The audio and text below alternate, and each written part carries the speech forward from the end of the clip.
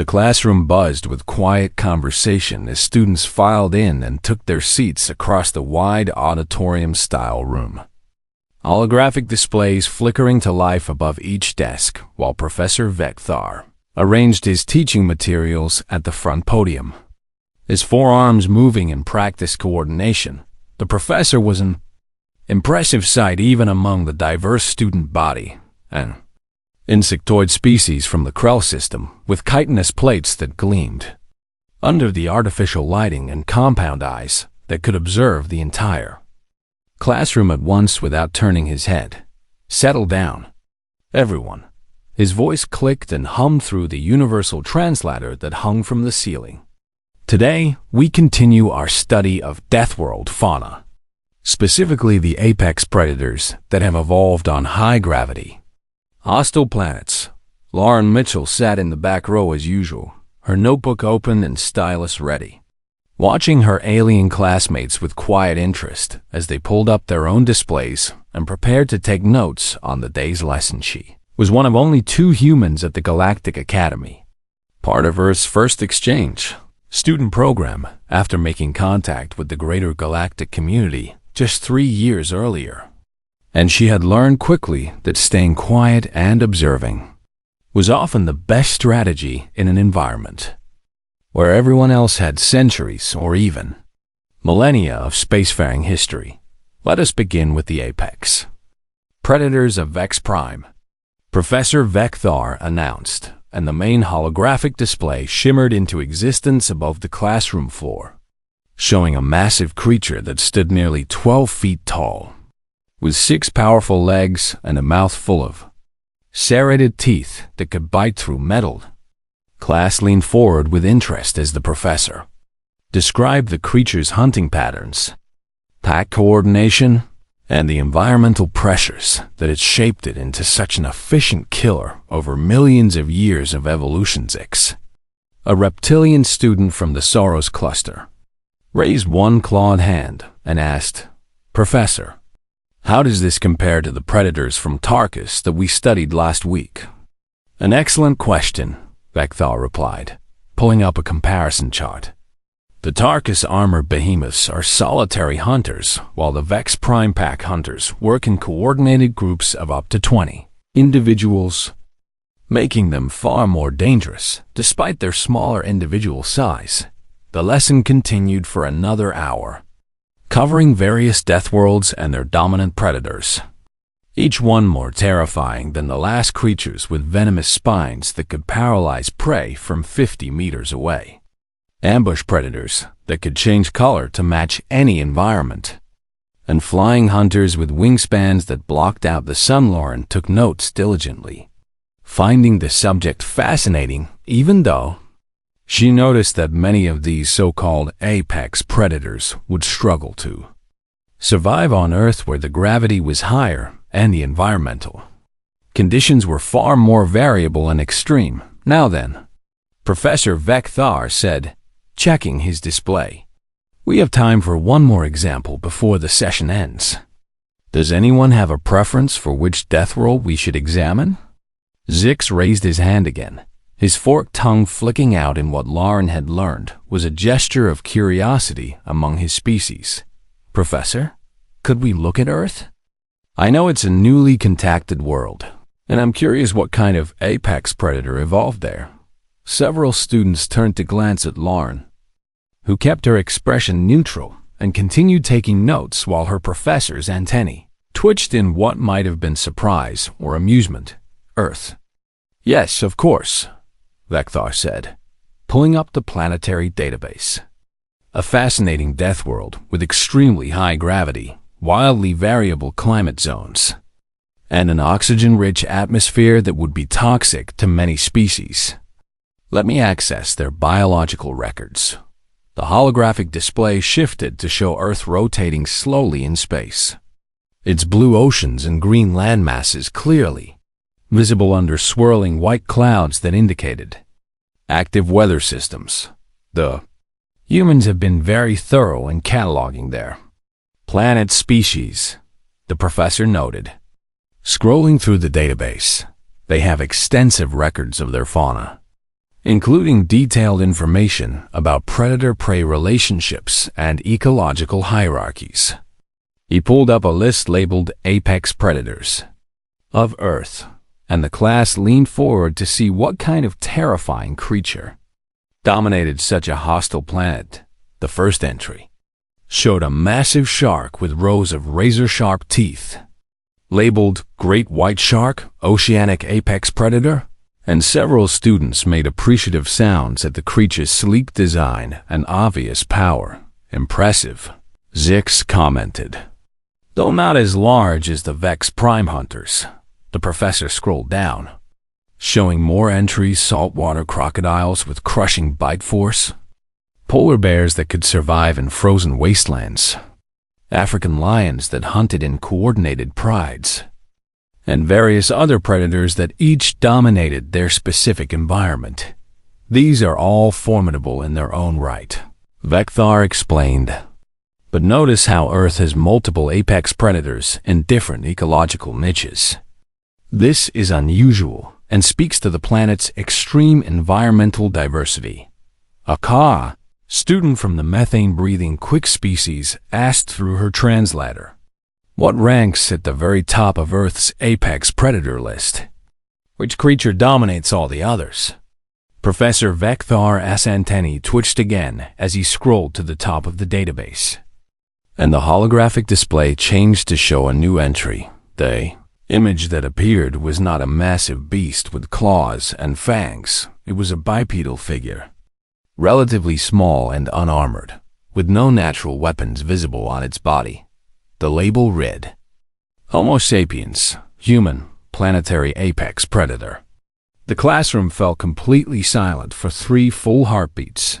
Then every head in the room slowly turned to look at the back row, where Lauren sat calmly with her stylus still hovering over her notebook, her expression unchanged as 30 pairs of alien eyes focused on her with varying degrees of confusion and disbelief. Six's jaw dropped open, his forked tongue hanging loose in shock. That cannot be correct. The database must have an error. But Professor Vecthar was examining the entry with all 4 hands moving across his display, checking and rechecking the information. No, I am afraid the classification is accurate. Humans rank themselves as the apex predator of their entire planet. Another student, a floating gas bag creature named Prill, pulsed with colors that indicated skepticism. But they have no claws, no armor plating, no venom sacs. How could such a fragile-looking species be apex anything? Lauren finally looked up from her notes and met the stares of her classmates, her face calm and open, not defensive or aggressive, just quietly watching as they processed this unexpected information. Professor Vecthar cleared his throat with a clicking sound. Class, let us remember that apex predator status is not always about size or obvious weapons. Sometimes it is about other factors: intelligence, adaptability, tool use, and hunting strategies. But the damage was done. The revelation hung in the air like a physical presence, and Lauren could see the wheels turning in her classmates' minds as they looked at her with new eyes. No longer seeing a fellow student, but something else entirely. Something that had been hiding in plain sight among them this whole time. The session bell chimed, signaling the end of class, and students began gathering their materials in unusual silence.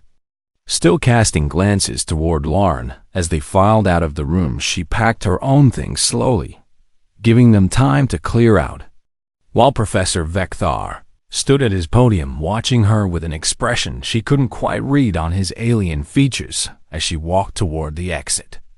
She heard whispers starting in the hallway outside. The word was already spreading through the station about what the class had discovered, and Lauren knew that everything was about to change.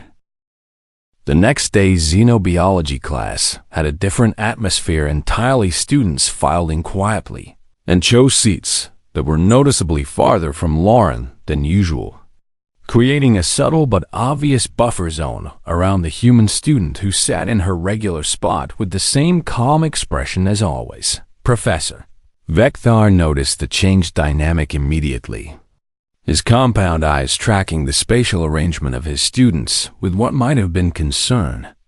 I see yesterday's revelation has created some unease.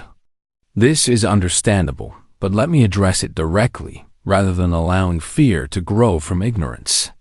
He pulled up the Earth database again, and the holographic display showed the same image of a human that had shocked the class the previous day. Let us examine exactly what makes humans the apex predator of their world. Because I assure you, the classification is not an error or a case of species pride. Zix raised his hand hesitantly, his earlier enthusiasm replaced by wariness. Professor, with respect, how can a species with no natural weapons possibly dominate creatures like those sharks and bears we saw? It makes no logical sense. An excellent question that deserves a thorough answer, Vecthar replied, pulling up a new set of data. Human apex status comes not from raw physical power, but from a combination of traits that, when working together, make them extraordinarily effective hunters. The holographic display shifted to show a video recording from Earth ancient humans, moving across a vast savanna under a blazing sun, tracking a large four-legged animal that moved in desperate bounds ahead of them. This is persistence hunting, the professor explained. Watch carefully. The class watched in growing discomfort as the humans followed their prey at a steady jog. Not fast enough to catch it immediately, but fast enough to prevent the animal from resting. Hour after hour under the merciless heat, while the prey animal's movements became increasingly sluggish. The prey is faster in short bursts, Vecthar narrated. But humans have something most predators lack. They can run for hours, even days, without stopping. Their cooling system allows them to regulate body temperature through sweating, while most animals must stop to pant and cool down. A student named Kix, who breathed methane and lived in cold environments, pulsed with disturbed colors. They just keep coming? The prey cannot escape by outlasting them? No, the professor said simply. Humans evolved as endurance hunters on a planet where the heat and gravity would kill most species in minutes. They can track prey across dozens of kilometers until the animal literally collapses from exhaustion. The video showed the final moments, the exhausted animal stumbling and falling while the humans, still moving steadily, closed in with primitive spears. The classroom was completely silent now. A different kind of silence than yesterday's shock. This was the silence of prey animals realizing they were sharing space with a predator. Professor Vecthar continued, seemingly unaware of or perhaps deliberately ignoring the growing tension. But persistence hunting is only one advantage. Let me show you humans in different Earth environments. The display changed to show humans climbing a mountain through thin atmosphere and sub-zero temperatures.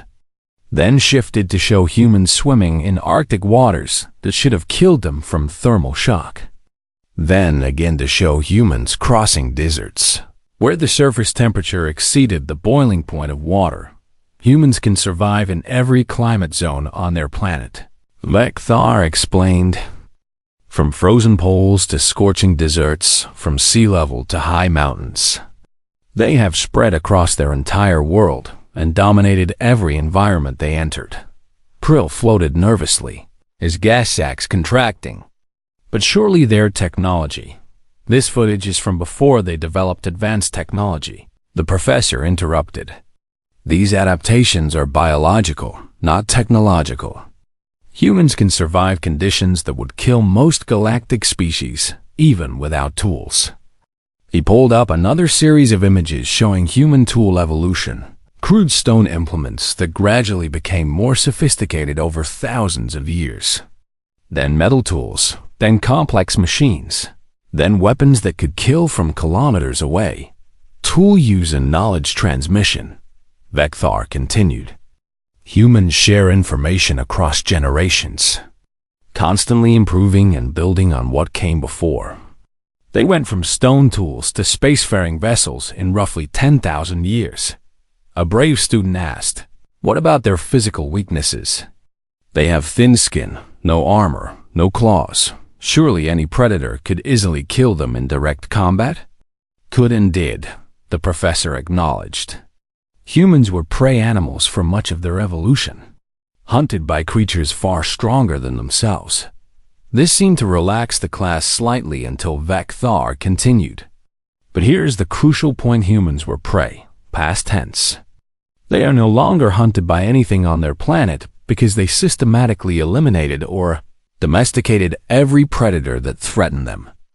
The holographic display showed images of humans with various earth predators: bears, big cats, wolves, crocodiles. But these predators were either dead or living peacefully alongside humans in controlled environments. The creatures that once hunted humans are now either extinct, endangered, or living in reservations that humans created and manage, Vecthar explained, his antennae twitching with what might have been unease. Humans became so effective at hunting their hunters that they had to create special protected zones to prevent themselves from wiping out every large predator on their planet. Zix's tail twitched nervously. They hunted their own predators to near extinction? How is that possible? Pack coordination, the professor said, pulling up footage of humans working together. Humans form complex social groups that can number in the millions. They communicate with sophisticated language, plan coordinated attacks, and support injured or weak members until they recover. The display showed human settlements, armies moving in formation, rescue operations, and medical facilities. When one human is threatened, others come to help. When one human learns something useful, all humans in the group benefit. They are not individual predators. They are a collective hunting intelligence. Lauren had remained silent throughout the lesson, taking notes as usual, but now Professor Vecthar turned to address her directly. Miss Mitchell, perhaps you could clarify some facts for the class, since humans understand their own nature better than any database entry. Every eye turned to Lauren again, and she slowly put down her stylus, considering her words carefully before speaking in a calm, measured tone. What would you like to know? The persistence hunting, Zix asked before the professor could respond. Is it true that humans can run for hours without stopping? Yes, Lauren replied simply. Human marathon runners regularly cover 42 kilometers without pause, and ultramarathon runners can go much farther. The current human record is over 1,000 kilometers. The class made various sounds of disbelief and distress while Lauren continued. Humans evolved to chase prey until it died from exhaustion. Our bodies are designed for endurance rather than speed, propulsed with anxious colors. And the environmental tolerance? Can humans really survive in all those extreme conditions we saw? With minimal equipment, yes, Lauren confirmed. Humans live permanently in deserts, Arctic regions, high mountains, tropical jungles, and everywhere in between. We adapt to local conditions within a few generations.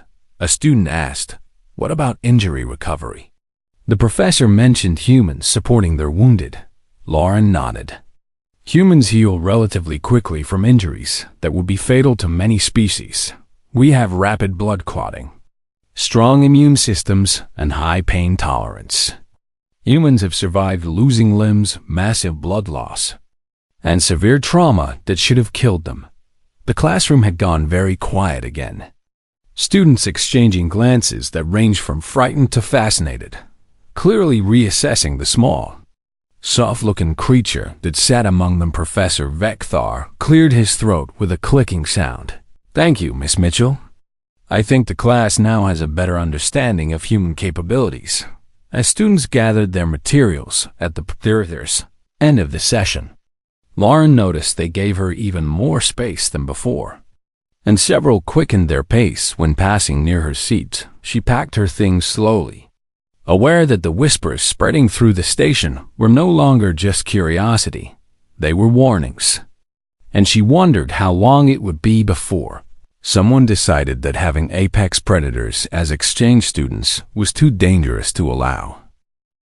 3 days after the classroom revelation, Lauren sat in the station cafeteria picking at her meal while monitoring the room with peripheral vision, a habit she had developed since most students now avoided her table, as if she carried a contagious disease. Brandon Cole, the only other human at the academy, dropped his tray onto the table across from her with more force than necessary, his frustration evident in every movement.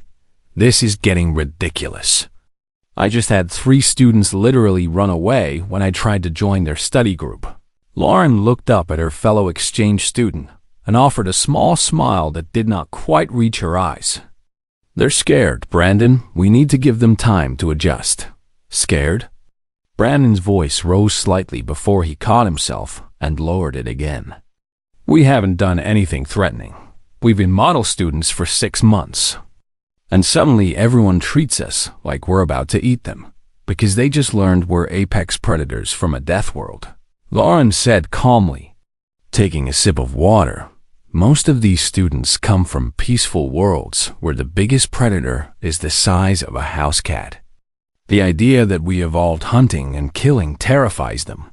Brandon stabbed at his food with unnecessary aggression. "So what? We just accept being treated like monsters? We came here to build bridges, to prove Earth deserves a place in the galactic community. And we will," Lauren replied, her voice steady and soothing in contrast to his agitation.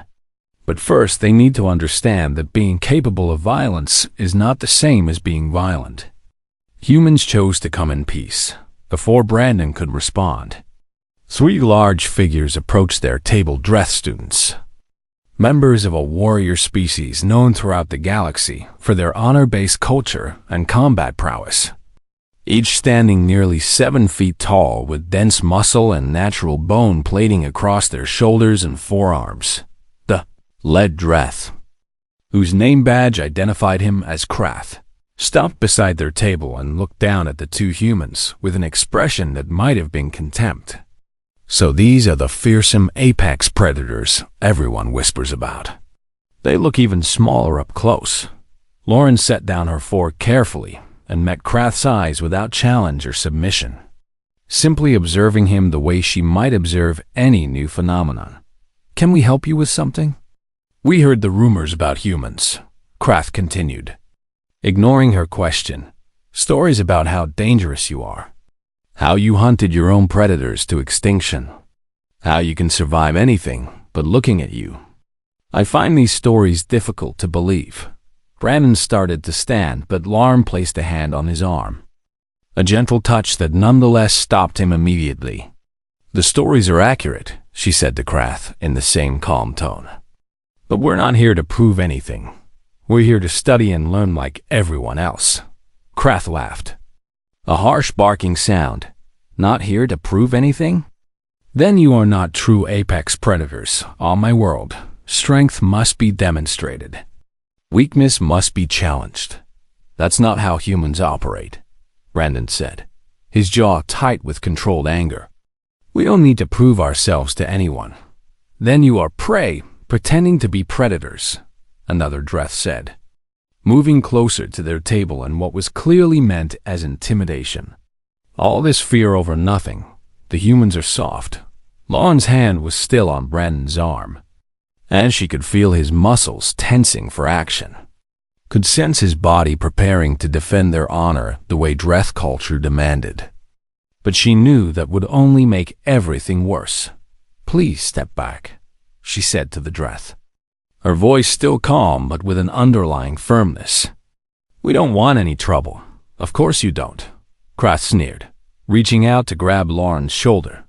"Because you are weak." His hand never completed the movement because Lauren was suddenly not where she had been a moment before, having slid sideways out of her seat with a fluid motion that put the table between herself and the Dreth, while her other hand pulled Brandon back and away from potential danger.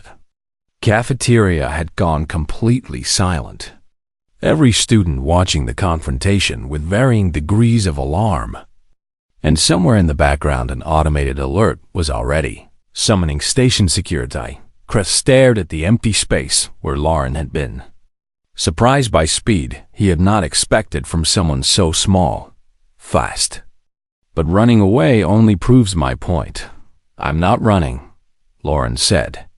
And Brandon noticed something in her voice that he had never heard before, not anger or fear, but a kind of cold assessment, as if she were calculating variables in a complex equation.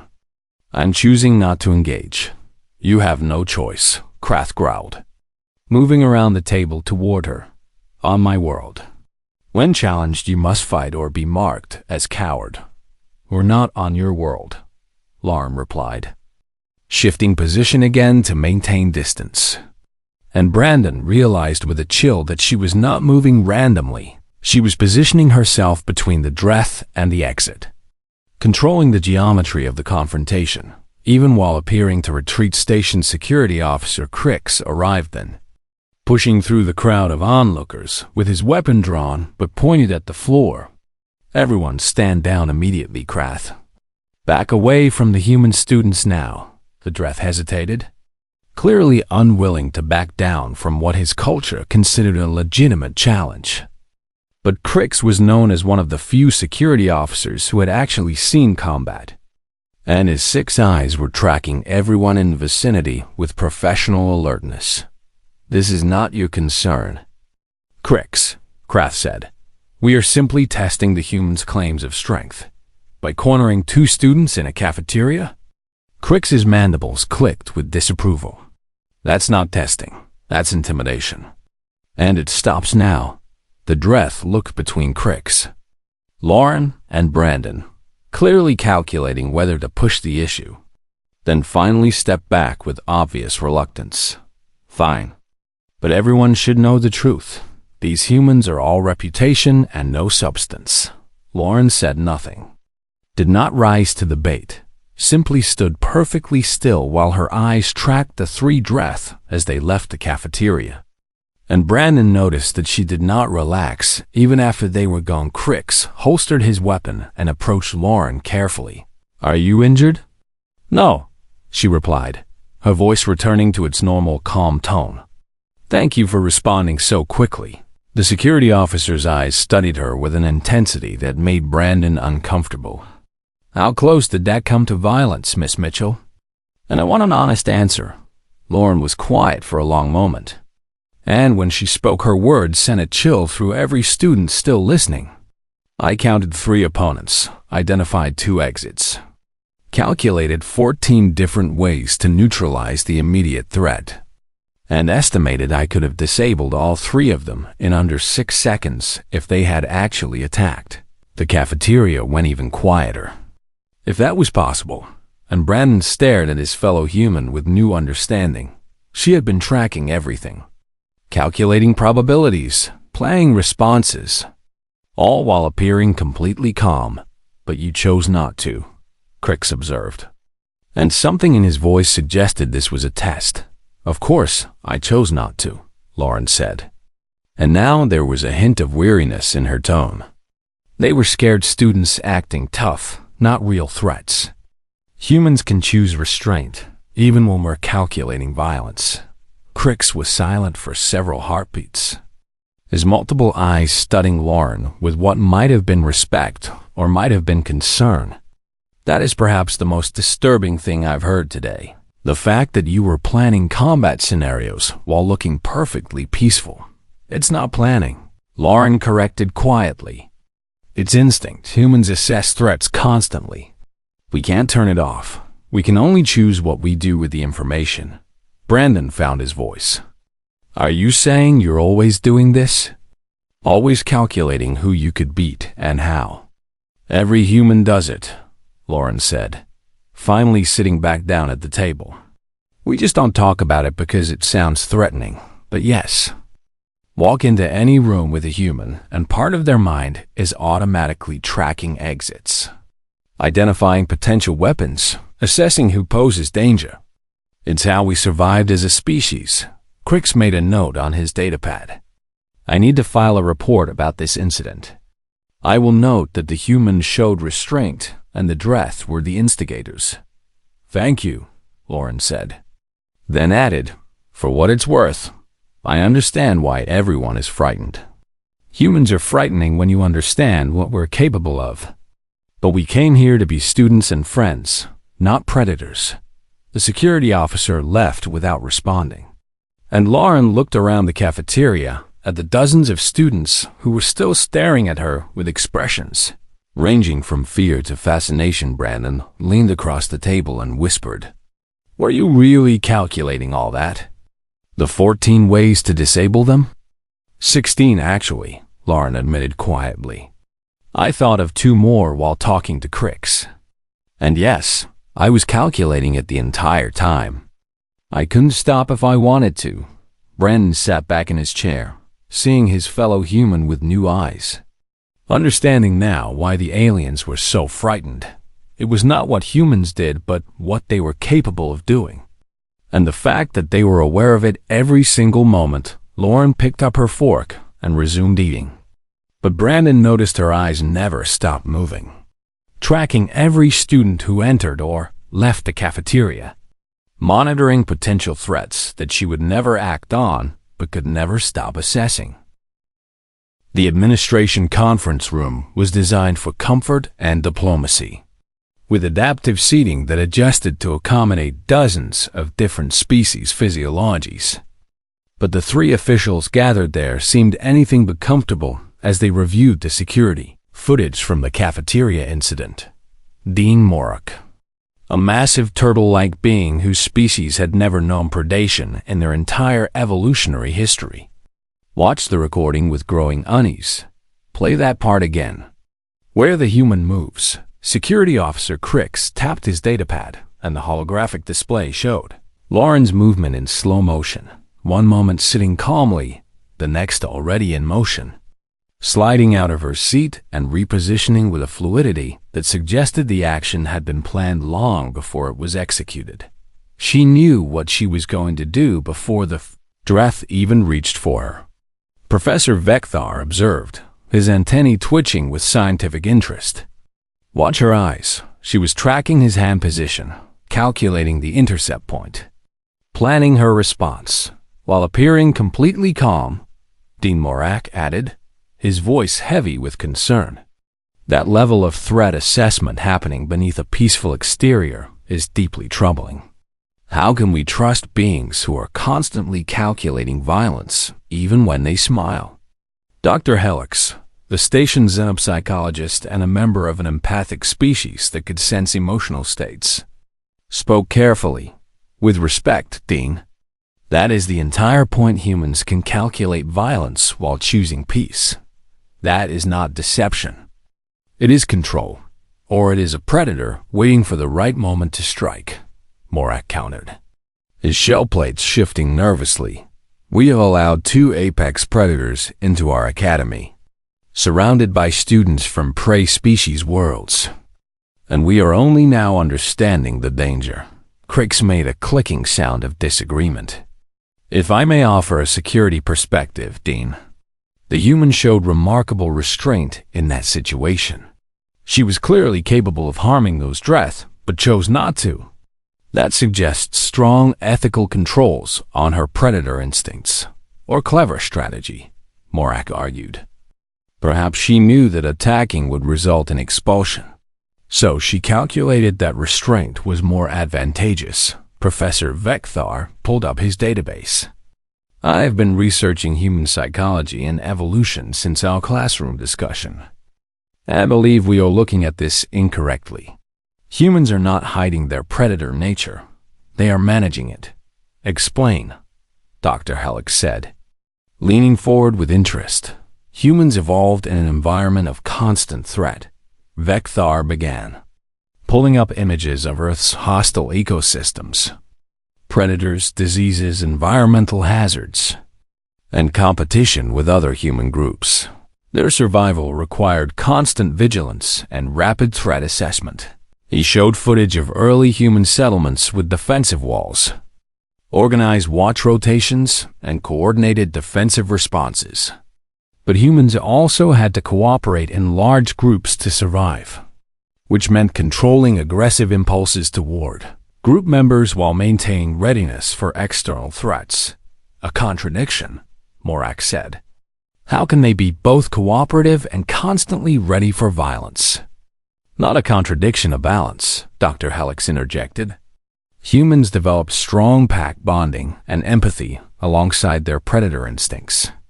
They can feel compassion while calculating threat responses. The two systems operate simultaneously. D. Morak was not convinced. This still does not address the fundamental question of safety. We have a responsibility to protect all students. And if humans are constantly assessing everyone around them as potential threats, perhaps we should ask the human directly, Crick suggested. Miss Mitchell has been cooperative and honest in every interaction.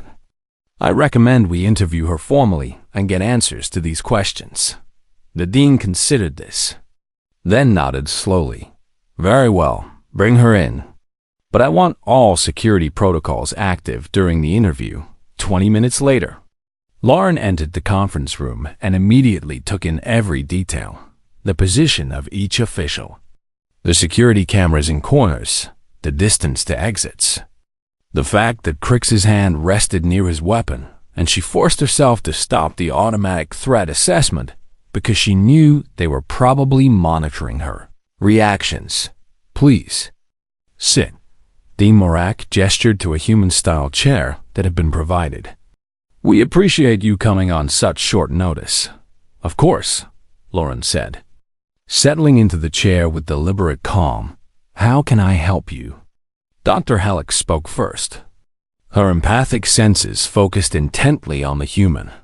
Miss Mitchell, we are trying to understand human psychology better, particularly how your predator instincts interact with your social behaviors.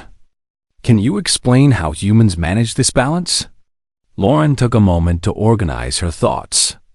Humans form very strong emotional bonds with people we consider part of our pack friends. Family, teammates, those bonds create genuine care and protectiveness. We will sacrifice ourselves for pack members without hesitation. But you also assess them as threats? Crix asked. We assess everyone, Lauren admitted. It is not personal or hostile. It is just how human brains work. We evolved in an environment where failure to notice danger meant death. So our minds automatically track potential threats even when we are completely safe and happy. Professor Vekthar leaned forward. Can you give us an example of how this works in practice? Lauren gestured around the room. Right now, part of my mind has already noted that Dean Morak is too large for me to physically overpower. That Crix is armed and trained. That Professor Vekthar has 4 arms, which gives him advantages in close combat. That Dr. Helix is physically fragile, but her empathic abilities make her dangerous in a different way. The room went very quiet, and Lauren continued, but simultaneously, another part of my mind recognizes you as authority figures who mean me no harm, as educators who are trying to understand me, as people worthy of respect and cooperation. Both assessments are happening at the same time. Which assessment wins? Dr. Helix asked softly. If there were a conflict between these two mental processes? The social one, almost always, Lauren said without hesitation. Humans are not slaves to their predator instincts. We chose to be social, cooperative beings because that is what kept us alive. A human alone is vulnerable, but humans working together are unstoppable. Dean Morak shifted in his seat. You say almost always. When would the predator instinct override social cooperation? Lauren met his eyes steadily. When someone threatens our pack, humans can disconnect their empathy when necessary to protect people they love. That is when we become truly dangerous, not when we are threatened personally, but when someone we care about is in danger. Because you are pack animals, Vekthar said. More statement than question. Because we are family animals, Lauren corrected. Humans do not just work together for survival. We genuinely love and care for our pack members. That love makes us better and kinder. But it also makes us absolutely ruthless toward anything that threatens our loved ones. Crix asked the question everyone was thinking. How many beings in this room could you neutralize if you wanted to? Lauren's expression showed discomfort for the first time. Do you really want me to answer that? Please, Dr. Helix said gently. We need honesty to build trust. All of you, Lauren said quietly. Within seconds, before security could respond, I have already calculated how to do it, and I cannot stop myself from knowing that information. The officials exchanged glances while Lauren continued. But I would never want to. That is the crucial point you need to understand. Humans know what they are capable of and choose not to do it. We have had weapons that could destroy our entire planet for generations. And we chose not to use them because of empathy? Dr. Helix asked.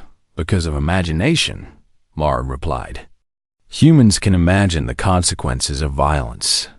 We can picture the pain and suffering we would cause. We can understand the long-term costs of short-term aggression.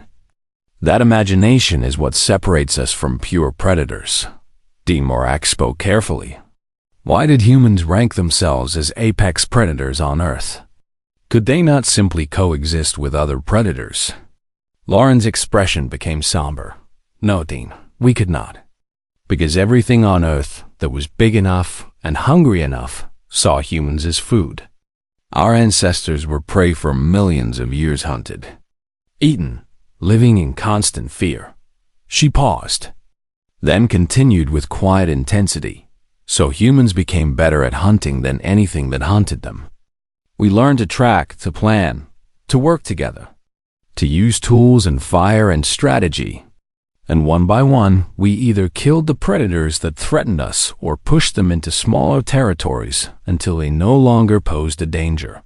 You hunted your hunters to near extinction, Vekthar said.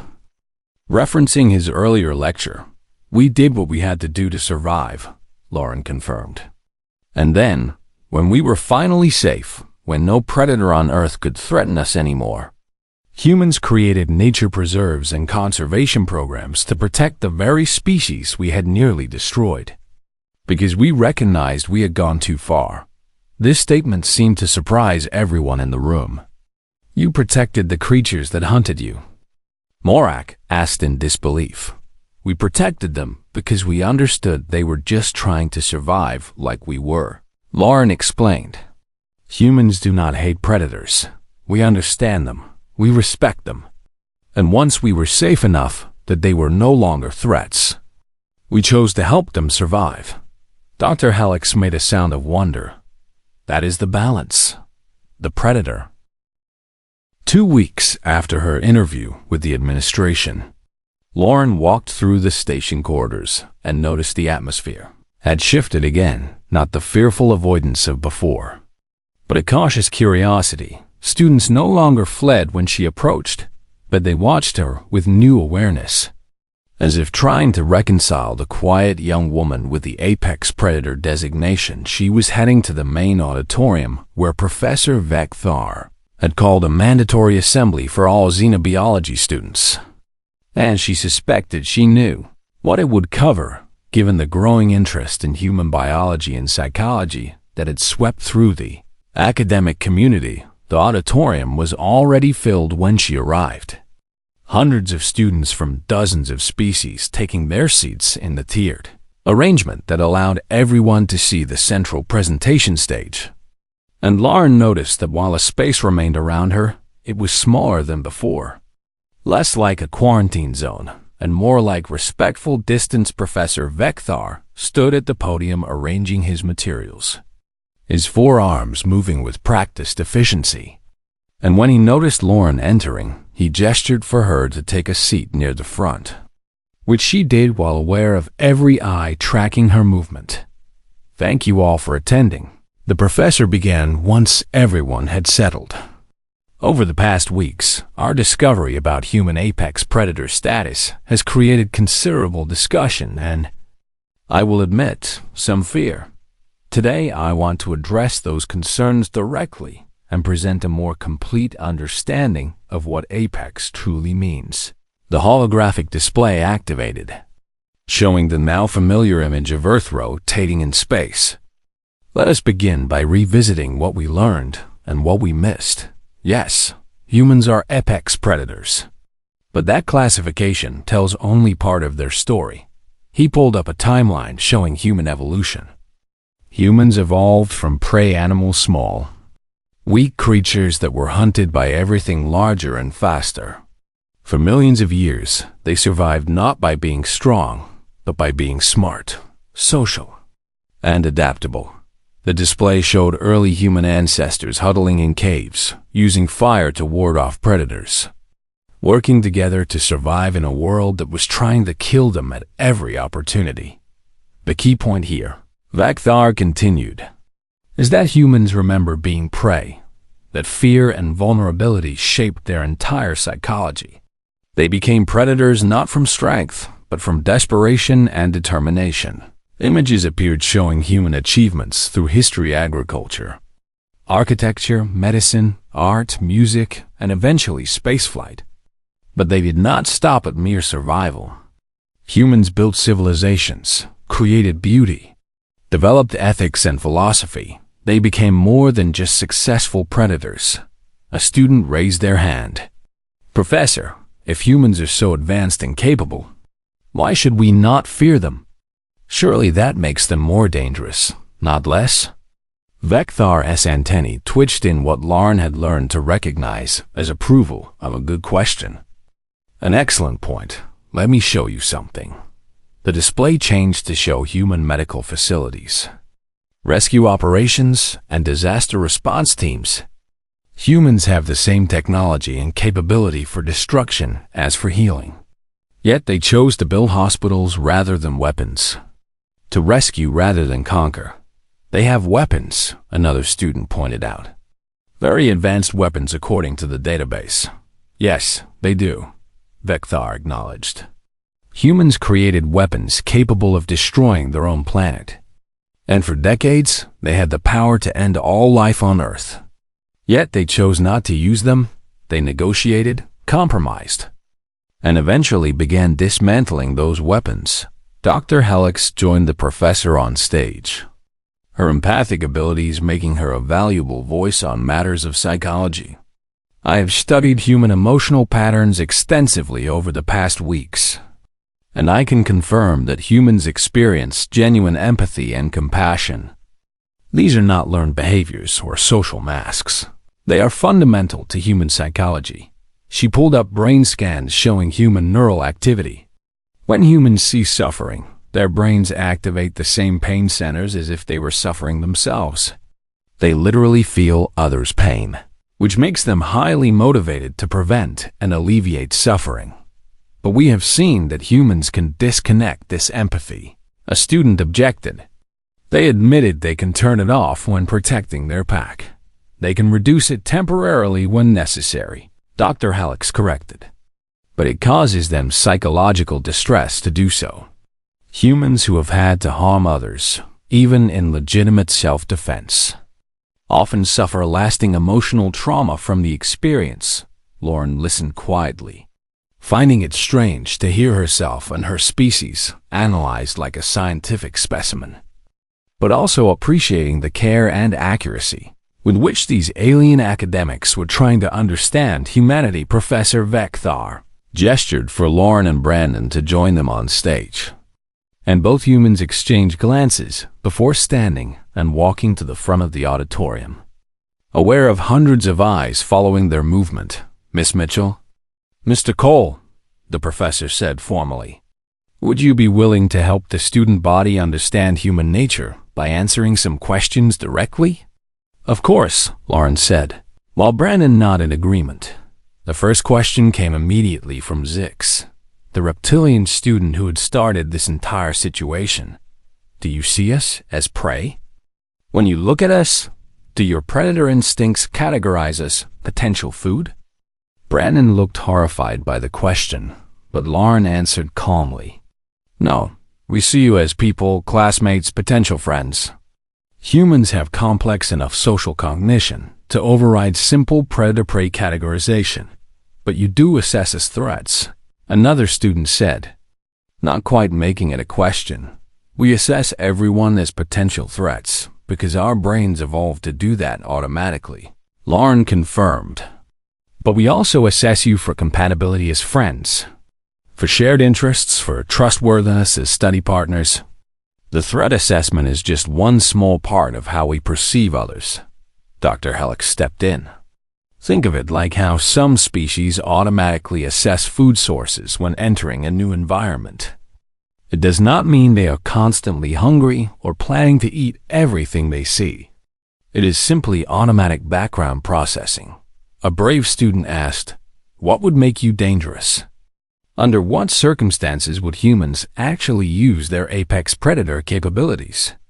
Brandon answered this time, his voice firm. If someone threatened our families, our friends, our pack, that is when humans become dangerous, not from anger or aggression, but from protective instinct. We are more dangerous when defending others than when defending ourselves, Lauren added. A human will endure personal suffering, but threaten their loved ones, and you will see why we survived when bigger. Stronger predators did not. Professor Vecthar pulled up more images. This protective instinct extends beyond their own species. Humans formed bonds with other Earth creatures and protected them. They domesticated wolves and made them family members. They rescued injured animals and nursed them to health. They created laws protecting species they do not even particularly like. The display showed humans with various Earth animals, dogs, cats, horses, even wild animals being treated for injuries and released back to nature. This is the aspect of human apex status that we initially missed. Vecthar continued. Yes, humans can be extremely dangerous, but they chose to channel that capability into protection rather than predation. A student asked quietly, "Can you really choose? Can predator instincts truly be controlled?" Lauren stepped forward. Every human makes that choice every single day. We have the capability to harm, but we choose not to. We have the strength to dominate, but we choose to cooperate. That choice is what defines us more than our capabilities ever could. On Earth, Brandon added, humans created something called the Geneva Conventions, rules for how to conduct warfare ethically. Even in conflict, even when fighting for survival, humans chose to limit how they used violence. They made rules for war? A student asked in disbelief, because humans understand that how you fight matters as much as whether you win. Lauren explained, "We learned through bitter experience that unlimited violence destroys everyone.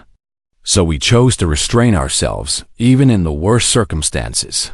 Dr. Helix addressed the audience. This is what makes humans unique among apex predators we have studied. They are consciously aware of their predator, nature, and actively work to control it. They are not simply dangerous. They are dangerous and responsible about that danger. The questions continued for over an hour. Students gradually becoming more comfortable, asking about human capabilities, psychology, and culture. And Lauren noticed the fear in the room slowly transforming into fascination finally.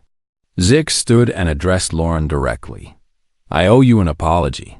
When I asked to see Earth's apex predator list, I was curious and a little dismissive. I did not expect to be frightened.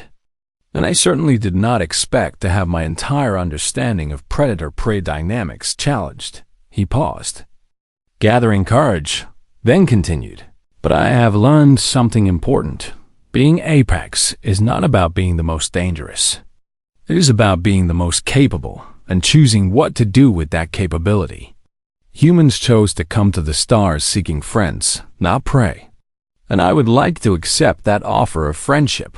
Lauren smiled, genuine warmth in her expression. "I would like that too, Zix." "Thank you." Other students began standing, some offering similar apologies, others asking if they could study together. And gradually the barrier of fear